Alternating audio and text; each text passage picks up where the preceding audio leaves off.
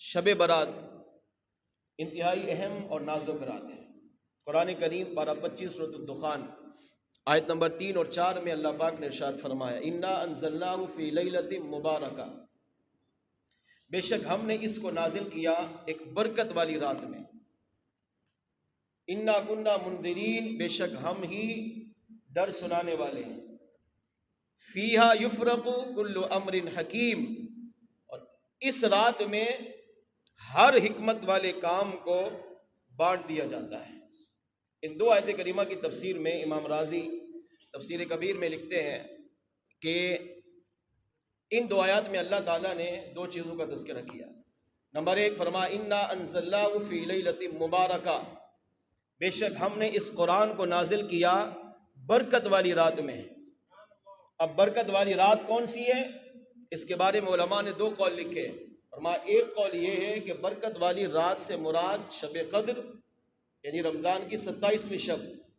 اور دوسرا قول یہ ہے کہ برکت والی رات سے مراد شب برات یعنی شعبان کی 15ویں رات ہے۔ آگے فرمایا انا کنا منذرین، بے شک ہم ہی ڈر سنانے والے ہیں۔ ہم ہی اپنے بندوں کو ڈراتے ہیں کہ یہ کام مت کرو، اگر یہ کرو گے تو اس پر یہ سزا ملے گی، یہ کام مت کرو، اگر کرو گے تو یہ عذاب ہوگا۔ ڈر سنانے والا اللہ فرماتے ہیں میں خود ہوں۔ اور آگے فرمایا فیہا یفرق کل امر حکیم، اس مبارک رات میں اللہ فرماتے ہیں ہر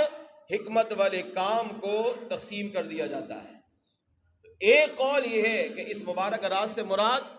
شب برات ہے۔ شب برات انتہائی اہم اور نازک رات ہے۔ شب برات جب 14 شعبان کا اختتام ہوتا ہے، مغرب ہوتی ہے، تو فرشتے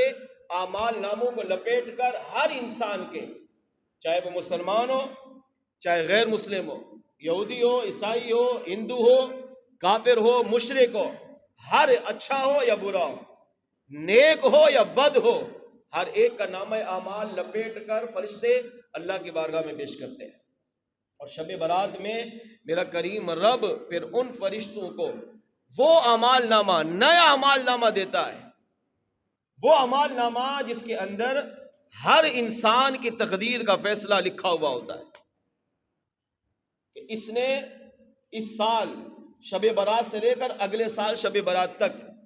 مرنا ہے یا زندہ رہنا ہے۔ اگر زندہ رہے گا تو غمی کتنی ملے گی، خوشی کتنی ملے گی، مصیبتیں کتنی آئیں گی، پریشانیاں کتنی آئیں گی، تکالیف کتنی اٹھائے گا، اور ساتھ ساتھ صحت کتنی ملے گی، برکتیں کتنی ملے گی، رحمتیں کتنی ملے گی، خوشیاں نعمتیں اس کو کتنی عطا کی جائیں گی، یہ ساری تفصیل اس مبارک رات میں لکھ کر اللہ فرشتوں کے حوالے کر دیتا ہے۔ اور اگر یہ مرے گا، اگلے سال میں آنے سے پہلے مر جائے گا، تو فرمایا موت کس طرح ہوگی؟ بیماری میں مرے گا، ایکسیڈنٹ میں مرے گا، ڈوب کر مرے گا، جل کر مرے گا، ہسپتال میں مرے گا، اپنے گھر میں بستر پر مرے گا، لاش اس کی بچے گی نہیں بچے گی، کفن سلامت ہوگا نہیں ہوگا، جنازہ پڑھا جائے گا نہیں پڑھا جائے گا، قبرستان میں اس کو تدفین نصیب ہوگی نہیں ہوگی، لاش کے چھچڑے ہو جائیں گے یا سلامت ہوگی، جس اور ایمان پر مرے گا یا کفر پر مرے گا، اس کا فیصلہ بھی اللہ کریم شب برات کے اندر فرماتا ہے۔ اتنی اہم اور نازک رات ہے، اس سے آپ اندازہ کریں یہ وہ رات ہے کہ جس میں تقدیر کا فیصلہ ہوتا ہے۔ اور پھر انسان دو طرح کے، ایک وہ جو رب کی عبادت کر رہا ہوتا ہے، اس مبارک رات میں توبہ کرتا ہے، معافی مانگتا ہے، اپنے آپ کو مسجد میں ڈالتا ہے، اللہ کی بارگاہ میں گڑ گڑاتا ہے، روتا ہے، اور دوسرا وہ جو اس مبارک رات کو بھی غفلت میں گناہوں میں گزار رہا ہوتا ہے، اس رات میں بھی اللہ کی نافرمانی کر رہا ہوتا ہے، مصطفیٰ جان رحمت کی نافرمانی کر رہا ہوتا ہے، شریعت کی پاسداری نہیں کر رہا ہوتا، اس رات کو بھی گناہوں میں گزار رہا ہوتا ہے۔ تو پہلا شخص وہ جو تھا تو گناہگار، مگر اس مبارک رات کی اہمیت کو جانتا تھا، سمجھتا تھا، اور اس مبارک رات کو اس نے اللہ کی عبادت میں گزارا، رویا، گڑ گڑایا، معافی مانگی، اللہ کی بارگاہ میں سچی توبہ کی، اگرچہ وہ پورا سال مسجد میں نہ بھی آیا ہو، اگر توبہ سچی کرتا ہے اور اللہ سے وعدہ کرتا ہے اللہ جو ہو چکا معاف کر دے، اگلی زندگی تیری عبادت میں گزاروں گا، تو میرے آقا فرماتے ہیں شب برات میں عبادت کرنے والا اگر سچی توبہ کر کے اللہ سے صلح کر کے اس رات کو عبادت میں گزارتا ہے تو اللہ کریم اس ایک مبارک رات کی برکت سے اس کی زندگی کے سارے گناہوں کو معاف فرما دیتا ہے۔ اور خالی معافی نہیں ملتی بلکہ اس پر رحمتیں بھی نازل کرتا ہے، اس کی بخشش کا اعلان بھی فرماتا ہے اور اسے اپنے نیک بندوں میں بھی شامل فرما لیتا ہے۔ اور دوسرا وہ کہ شب برات کو بھی رب کی نافرمانی کر رہا ہوتا ہے، شب برات کو بھی غفلت کی نیند میں گزار رہا ہوتا ہے، شب برات کو بھی اہمیت نہیں دے رہا ہوتا، اس کی تقدیر لکھی جا رہی ہے مگر اس کو پرواہ نہیں، وہ مرے گا یا جیے گا یہ لکھا جا رہا ہے مگر اسے پرواہ نہیں۔ اس رات اعمال نامے کے اندر رزق لکھا جاتا ہے۔ آج ہمارے ملک کا بیڑا غرق، ہماری معیشت تباہ، مسلمان بدحالی، بے روزگاری کتنی عروج پر ہے، مہنگائی کتنی عروج پر ہے، یہاں تک کہ ماں باپ اپنے ہاتھوں سے اپنے بچوں کو قتل کر رہے ہیں، ماں باپ کے پاس کھانے پینے کو نہیں ہے، وہ اپنے سامنے اپنے چھوٹے بچوں کو بلکتا دیکھ کر ماں باپ سے برداشت نہیں ہو رہا۔ روزانہ خبروں میں، سوشل میڈیا پر، الیکٹرونک میڈیا پر ہزاروں کی تعداد میں خبروں کی بھرمار ہے، ماں باپ بھی اپنی اولاد کو قتل کریں گے؟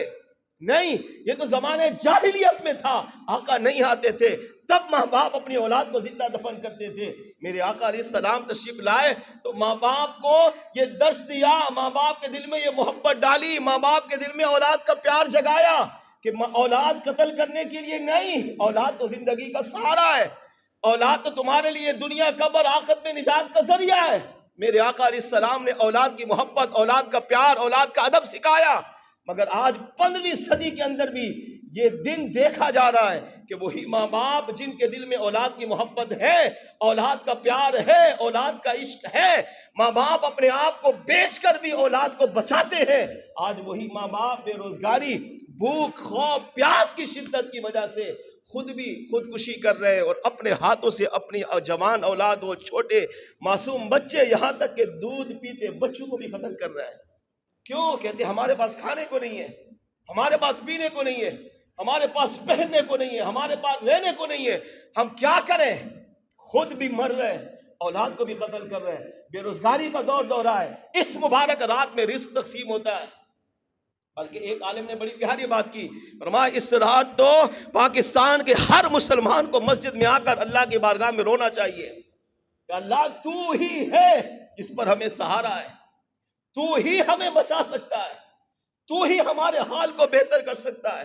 تو ہی وہ ہے جو ہمیں غیب سے رزق دے سکتا ہے اور اس رزق میں برکت بھی عطا فرما سکتا ہے، تو ہی وہ ہے جو ہمیں خودکشی سے محفوظ فرما سکتا ہے۔ اس رات تو ہر مسلمان کو مسجد میں آ کر اللہ کی بارگاہ میں گڑ گڑا کر رزق مانگنا چاہیے، اور یہ رزق ہے فیہا یفرق کل امر حکیم۔ علماء نے کہا اس رات رزق تقسیم کیا جاتا ہے کہ اس کو کتنا ملے گا، پھر اس میں برکت ہوگی نہیں ہوگی یہ بھی لکھا جاتا ہے، بے برکتی ہوگی، تنگدستی میں گزارے گا، محتاجی میں گزارے گا، اس شب برات سے لے کر اگلی شب برات تک اس کا پورا سال رزق کی تنگدستی میں، بیماری میں، محتاجی میں، مفلسی میں، بھیک مانگنے میں، خودکشی کرنے میں کس حال میں گزرے گی، اللہ اس کا فیصلہ بھی اس رات میں فرماتا ہے، اور یہ بابرکت رزق پائے گا، اچھا رزق پائے گا، خود بھی خوشحال رہے گا، اہل خانہ کو بھی خوشحال رکھے گا، اگلا سال اس کا اچھا گزر جائے گا، اس کا فیصلہ بھی میرا کریم رب اس مبارک رات میں فرماتا ہے۔ تو علماء نے لکھا دوسرا وہ مسلمان جس کو پتہ ہے اس رات رزق تقسیم ہو رہا ہے پھر بھی وہ غفلت کی نیند سو رہا ہو، پھر بھی وہ گناہ کر رہا ہو، پھر بھی وہ اللہ رسول کی نافرمانی کر رہا ہو، تو فرمایا اس سے بڑا بد نصیب اور بدبخت کائنات میں کوئی ہو ہی نہیں سکتا۔ اور دوسرا وہ مسلمان جو اس مبارک رات کو اللہ کی عبادت میں گزارتا ہے، اگر اس کی تقدیر میں فیصلہ برا لکھا بھی ہو تب بھی میرا کریم رب اس رات سچی توبہ کی وجہ سے، اللہ سے صلح کرنے کی وجہ سے، اس رات کو اللہ کی عبادت میں گزارنے کی وجہ سے میرا کریم رب اس کی بری تقدیر کو مٹا کر اس کو اچھی تقدیر میں تبدیل فرما دیتا ہے۔